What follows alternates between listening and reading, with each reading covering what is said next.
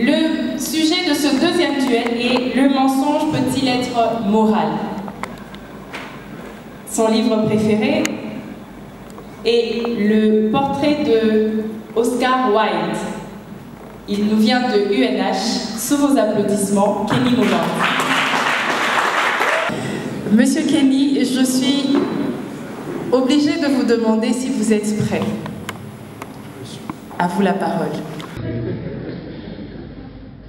Il y eut une fois une étoile sur laquelle des animaux intelligents inventèrent la connaissance. Par cette ironie mordante, Friedrich Wilhelm Nietzsche démontra l'orgueil absurde de l'être humain, pensant être en mesure de déterminer la réalité. Quoi de plus belle personnification de ce postulat que mon antagoniste, endoctriné par sa conception radicaliste de la morale, qui déblatéra d'ubuesques inepties de toutes sortes, persuadé de détenir la vérité universelle. Ainsi, dans son élan de fatuité, celle-ci ne se rendit à aucun moment compte que cette vérité universelle n'existe pas. Vénérable juré, aéropage de savant, qu'il vous plaise d'agréer ma modeste révérence. Voyez-vous, dans l'immensité de l'univers, l'homme ne vaut pas plus qu'une mouche. Pourtant, il se croit le centre du monde qu'il s'imagine connaître par son intellect. En accordant une importance démesurée à sa pensée, il s'imagine pouvoir souverainement discerner le bien du mal dans chaque composante de notre monde. Toutefois, il existe des concepts intrinsèquement indépendants de l'éthique, ne pouvant donc nullement faire l'objet d'analyses relevant du domaine de la morale. Parmi ces innombrables notions figure celle du mensonge, qui constituera le centre de notre dialectique de ce jour. Eu égard à ce qui précède, nous jugeâmes impérieux d'examiner la nature de la contre-vérité d'un point de vue objectif, afin d'en démontrer la moralité d'une part et la dangerosité d'autre part.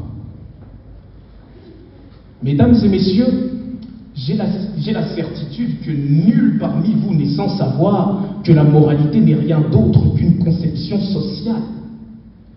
En effet, celle-ci connaît moult variations dépendantes du milieu, de l'époque et de la société prise en considération. Chaque communauté d'individus dispose de sa propre appréciation de la vertu, faisant ainsi du bien et du mal des concepts totalement arbitraires. Au point où chaque société possède ses propres échelles de valeur. À titre d'exemple, le mariage homosexuel, caractérisant une avancée pour l'Occident et une dépravation pour l'Afrique. D'ailleurs, de brillants penseurs à l'instar de Nietzsche, tels que Sartre, Foucault ou encore Jankélévitch, comprirent la complexité de l'examen de la question du mensonge relative aux notions traditionnelles de bien et de mal. À ce propos, il me revient la célèbre phrase prononcée par l'illustre Al Pacino, alias Tony Montana. Je dis toujours la vérité, même quand je mens.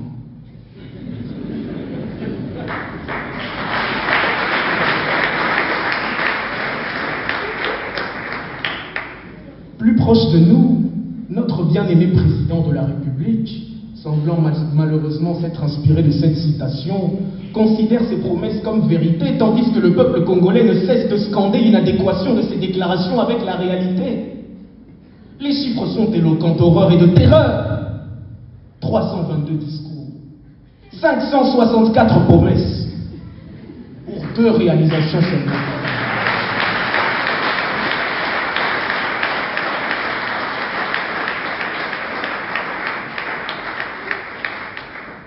Vous conviendrez dès lors avec moi que porter un jugement moral sur le mensonge est extrêmement délicat du fait de la relativité de son appréhension. Par conséquent, le mensonge n'est ni moral, ni immoral, mais bel et bien amoral. Néanmoins, malgré sa neutralité, il n'en demeure pas moins que le mensonge représente une menace pour la société, pour l'humanité en général. Effectivement, Emmanuel Kant prône l'agissement de telle sorte que la maxime de nos actions puisse rationnellement être érigé en loi de la nature. Cependant, il est inconcevable de rationnellement vouloir que tout le monde mente, car cela rendrait la vie en société tout simplement impossible. Il n'y aurait de ce fait plus aucun lien entre des individus se mentant constamment et mutuellement. De plus, en pareille occurrence, toute relation contractuelle fondée sur des rapports de confiance deviendrait caduque, ce qui remettrait en cause la nécessité du droit pour le maintien de la paix sociale. Toutefois, admirable juré, je ne me fais point de sang d'encre. Je suis convaincu de par votre inégalable sagesse que vous ne toléreriez aucunement l'inopportunité d'exercice de la noble profession de juriste. Le brillantissime maître Jacques ne me dira pas le contraire. Quant à vous, chère contradictrice, tenez-le-vous pour dit, je ne vous laisserai guère corrompre la cognition de ces louables archontes avec les abracadabrantes affabulations dont vous fîtes état. En effet, mesdames et messieurs, l'on vous raconta qu'il est possible de mentir pour des raisons de légitime défense, de protection, d'amour. Très bien. Supposons qu'un assassin se présente à votre domicile, vous demandant si votre ami s'y est réfugié, projetant d'attenter à sa vie. Je tromperai l'assassin pour sauvegarder son existence, me direz-vous. Mais dans l'hypothèse où votre ami, après être sorti de chez vous, se retrouverait nez à nez avec le malfrat. Ah. Non seulement votre mensonge aura été vain, mais multipliera la haine et décuplera la violence de ce malfaiteur sur vous pour une mort plus rapide que celle prévue dans le plan divin.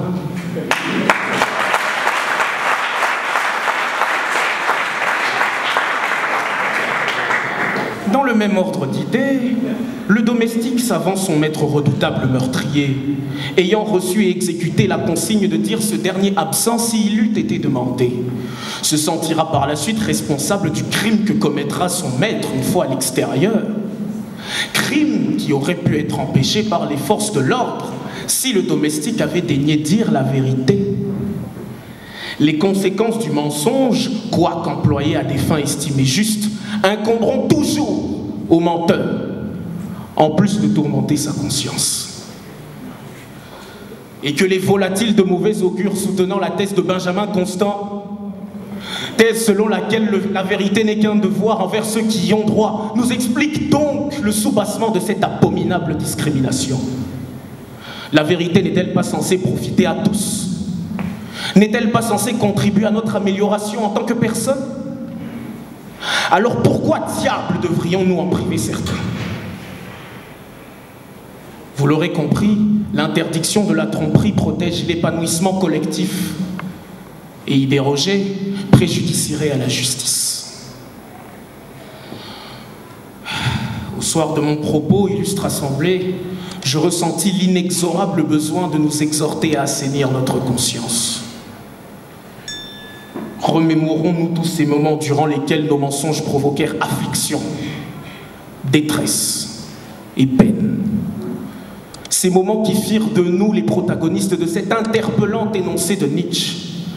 Ce n'est pas ton mensonge qui me bouleverse, mais de ne plus pouvoir te croire.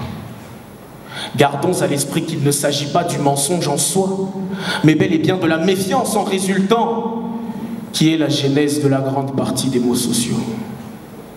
Alors, soyons plus forts, soyons meilleurs, soyons honnêtes. J'ai dit.